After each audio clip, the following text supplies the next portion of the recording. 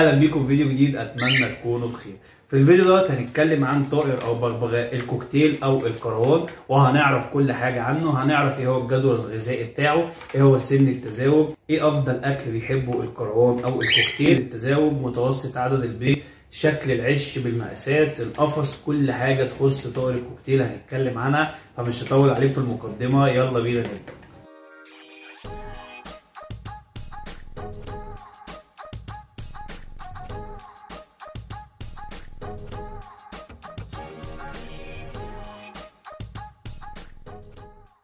من صفات الطائر ده مرح، ذكي، فضولي جدا، بيحب اللعب.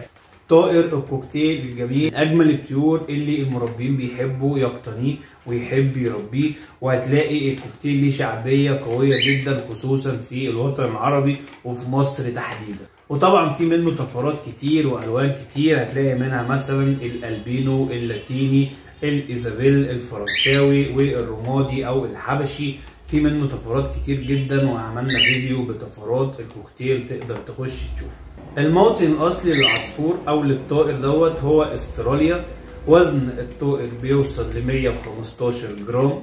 طول الطائر من 30 ليوصل لحد 33 او 35 سم. بيعيش في الاسر من 12 ل 15 سنه، وفي بعض المربيين سجلوا ان الطائر دوت عاش عندهم اكتر من 20 سنه.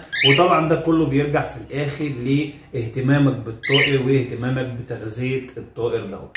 سن التزاوج للطائر دوت، الطائر بيكون جاهز للتزاوج عند سن 7 شهور او 8 شهور، ولكن بيفضل ان انت تجوز الطائر دوت عند سن 10 شهور او 11 شهر فيما فوق، لان في السن ده بيكون نضج العصفور اكتمل، وبيكون العصفور قادر على تزاوج ناجح بدون اي مشاكل. متوسط عدد البيض من 4 ل 7 بيضات، وطبعا ده بيرجع لصحة الأنثى واهتمامك في التغذية للطيور ديت.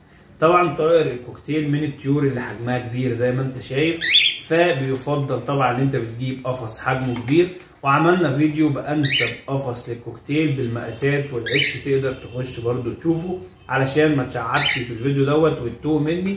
احنا بنركز دلوقتي على معلومات خاصة بالكوكتيل، ولكن عشان تكون عارف هو لازم يكون القفص بتاعه كبير، ولازم يكون متثبت كويس، والعش بتاعه برضو ليه مواصفات خاصة تقدر تبقى تخش تشوف الفيديو ده.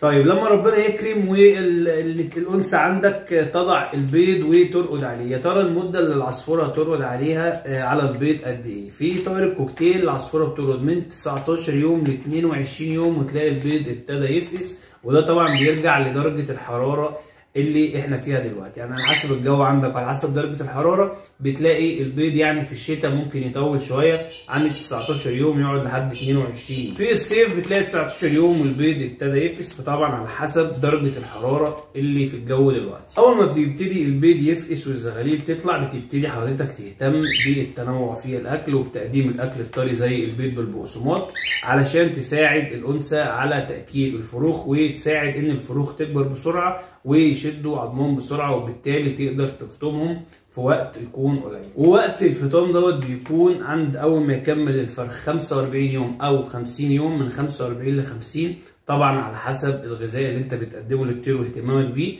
بيبتدي الطائر نكون جاهز للفطام.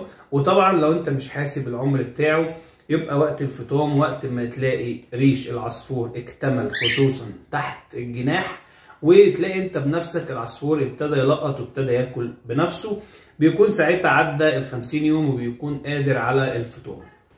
غذاء الكوكتيل او اكل الكوكتيل المفضل، بياكل الفلارس، بياكل لب عباد الشمس بيحبه جدا، ولكن بيفضل عدم الاكثار في تقديمه علشان ما يعملش جدال للطائر، فممكن نقدمه مره او مرتين في الاسبوع. طبعا بياكل الخضروات، بياكل الحلبه المستنبته، القمح المنقوع، بياكل بيض بالبقسماط، بياكل فواكه. كل الحاجات ديت نقدر نقدمها للكوكتيل، ولكن الاساسي هو الفلارس. طبعا بذور الطاقة مهمة جدا ليه وبتكون مفيدة جدا خصوصا في مرحلة التزاوج. العصفور صوته معتدل مش مزعج، بتلاقي الذكر هو اللي بيغرد للأنثى علشان يجذبها للتزاوج. عصفور ممتع جدا في تربيته، في ناس بتقول عليه لا ده بغبغاء مش عصفور. طبعا زي ما انت شايف بيكون عنده تاج على دماغه او عرف، ودي من الحاجات اللي بتميز الكوكتيل. وطبعا العرف دوت بنشوفه عند البغبغاوات غالية الثمن زي الكوكاتو. بكده يكون قدمنا حلقة بسيطة عن الكوكتيل، عرفنا شوية معلومات عنه وعرفنا ازاي نقدر نربيه جوه المنزل، عرفنا ايه الغذاء بتاعه، عرفنا ان هو فيه طفرات وفيه الوان، عرفنا سن التزاوج ومدة الحضن.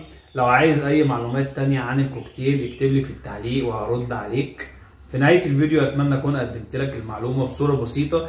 يا ريت ما تبخلش عليا بلايك واشتراك للقناة، علما ان الفيديو ده هيكون موجود ضمن قائمة تشغيل كاملة عن الكوكتيل. اي حاجة بتدور في دماغك عن الكوكتيل هتلاقيها ان شاء الله باذن الله موجودة جوه قائمة التشغيل ديت.